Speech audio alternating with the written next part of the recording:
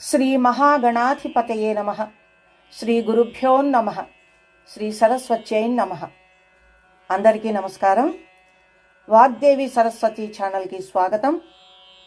ఈరోజు శ్రీమద్ వాల్మీకి రామాయణ వచన కావ్య పఠనం, అయోధ్యకాండ 13వ భాగం, ఆ సీతారాముల ఆశీస్సులతో కొనసాగిద్దాం. జై శ్రీరామ్. సీతా మందిరానికి వెడుతూ రాముడు కాలినడకన రాజమార్గం ప్రవేశించాడు. అది చూసి ప్రజల హృదయాలు క్షోభించాయి. రాముని పట్టాభిషేకం ఆగిపోయింది అనే విషయం సీతకు తెలియదు. ఆమె స్వయంగా దైవపూజ నిర్వర్తించి ఆచారాన్ని అనుసరించి పట్టాభిషిక్తుడైన భర్తకు పట్టమహిషిగా చేయవలసిన పాదార్చనాదులు చెయ్యడానికై సిద్ధమై ఉన్నది. చక్కగా అలంకరించిన తన భవనాన్ని రాముడు సిగ్గుతో ప్రవేశించాడు. సీతాదేవి తటాలున పైకి లేచింది. విషణ్ణుడై ఉన్న భర్తను చూచింది. ఆమెకు దుఃఖం కలిగింది.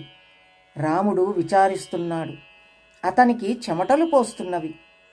సీత దుఃఖంతో భర్తతో ఇట్లు పలికింది: నాథ, ఈ పవిత్ర ముహూర్తంలో మీ పట్టాభిషేకం జరుగలేదా? శ్వేతఛత్రాన్ని తమకు పట్టలేదు. కలువకంటులైన స్త్రీలు మీకు వింజామరలు వీచటం లేదేమి? వందిమాగధలు మిమ్మేలా స్తుతించుటలేదు. వేద విధులైన బ్రాహ్మణులు మీ శిరం మీద ఏల తేనె పెరుగుతో అభిషేకించలేదు. మంత్రులు పౌరముఖ్యులు మిమ్మేలా అనుసరింపలేదు. కాటుక కొండ వంటి శత్రుంజయమనే పట్టపుటేనుగు మీ ప్రయాణం ముందు కనిపించటం లేదేమి? మీ ముఖమేల వివర్ణమయ్యింది. మీలో సంతోషం కనిపించటం లేదు. ఆ మాటలన్నీ విన్నాడు రాముడు. సీతతో ఇలా చెప్పాడు: సీత, పూజ్యుడైన నా తండ్రి నాకు వనవాసం విధించాడు. నీవు ధర్మం తెలిసిన దానివి, ఉన్నత వంశంలో పుట్టిన దానివి. నా వనవాసానికి కారణం చెప్తాను, తల్లడిల్లక విను. మా తండ్రి గారు పూర్వం మా తల్లి కైకేయికి 2 వరాలిచ్చారు. ఒక వరంచే ఆమె నా పట్టాభిషేకాన్ని ఆపివేసి నన్ను వనవాసానికి పంపమన్నది.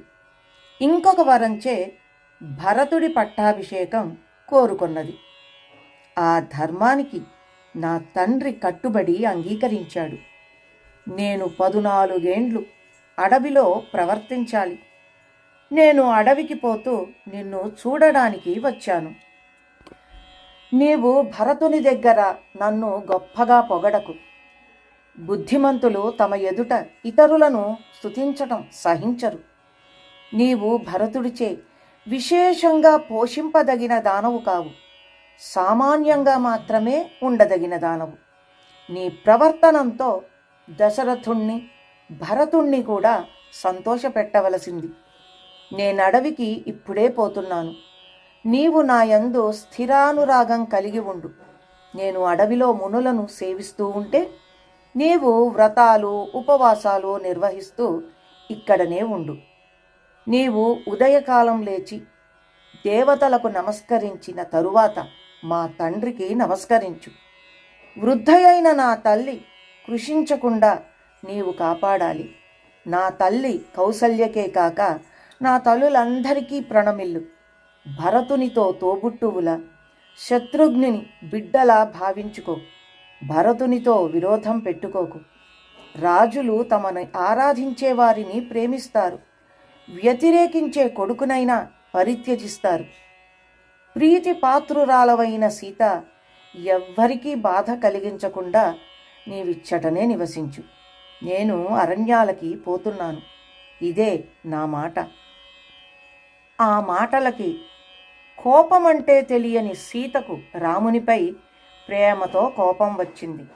రామా, నీ వంటివాడు పలుకగూడని తేలిక మాటలు మాట్లాడుతున్నావు. నీ మాటలు వింటే నాకే నవ్వు వస్తోంది. తల్లి, తండ్రి, కొడుకు, సోదరుడు, కోడలు మొదలైన వారంతా తమకు మాత్రం ఫలమిచ్చే శుభాశుభ కర్మలని ఆచరిస్తారు. భర్త భాగ్యాన్ని భార్య మాత్రమే అందుకుంటుంది. అందుకే నేను కూడా నీతో పాటు అడవికి వస్తాను. ఇహపరాలలో స్త్రీకి భర్త మాత్రమే ప్రాప్యస్థానమవుతాడు. నీవు దుర్గమారణ్యాలలో నడుస్తూ ఉంటే నేను నీకు ముందు నడచి దర్భల ననగద్రొక్కి నీ పాదాలకు మెత్తగా ఉండేటట్టు చేస్తాను. ఇతరులు త్రాగి విడిచిన మంచినీటి నావల పోసినట్లు నన్ను విడిచిపోవడం భావ్యం కాదు. సార్వభౌమత్వం కంటే, త్రిజగదాధిపత్యం కంటే స్త్రీకి దురవస్థలో ఉన్న భర్త అడుగునీడియే శ్రేష్టం. ఈ ధర్మాలనన్నింటినీ నా తల్లిదండ్రులు ఎంతగానో ఉపదేశించి ఉన్నారు. దుర్గమము, క్రూరజంతు సంవృతము అయిన అరణ్యానికి నేను కూడా వస్తాను. మీ పాద సేవ చేస్తూ అరణ్య మధ్యంలో నా తండ్రి ఇంటిలో వలె సుఖిస్తాను. నేను బ్రహ్మచర్యం అవలంబించి నీ వెంట ఉండి నిన్ను సేవిస్తాను. రామ, అడవిలోనైనా నీ ఇతరులను కాపాడదగిన సమర్థుడివి. నా క్షేమాన్ని గురించి విచారం ఎందుకు? నా ఈ ప్రయత్నం నుంచి నన్ను మరలించడం శక్యం కాదు. నేను దుంపలు పండ్లు భుజిస్తూ మీకు కష్టం కలిగించకుండా ఉండగలను.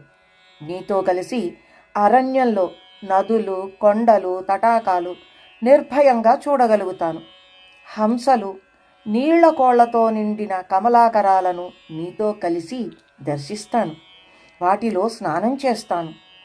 నీవు లేకుంటే స్వర్గం కూడా నాకు అవసరం లేదు.